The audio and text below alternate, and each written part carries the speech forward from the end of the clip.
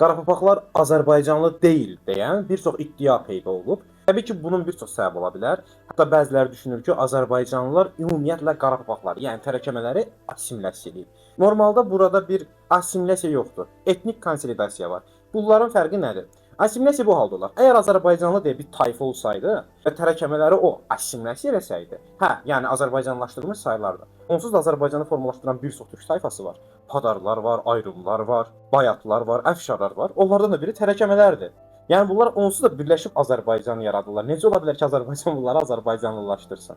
Ona görə də əslində bu iddia çürük iddiadır. Təəssüf ki, bu əslində partiyalı və hökumət siyasətini güdən dövlətlər üçün çox yaxşı bir fürsətdir ki, bizim tərəkəmələrin bəziləri bu formada aldadılır. Azərbaycanın etnogenezində bir çox tayfa rol oynayıb, onlardan da bir tərəkəmələrdir ki, mədəni olaraq Azərbaycana çox təsir ediblər. Mən özüm də tərəkəməyəm, ona görə daha yaxşı bilirəm.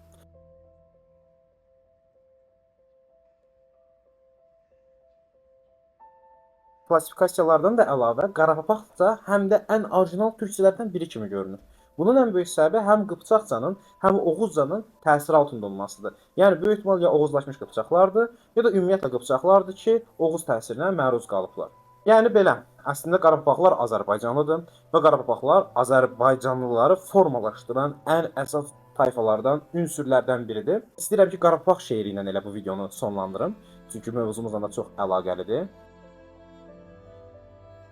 Bülbül ötməz hər yerdə. Fələk vurdu ayırdı hər birimizi bir yerdə.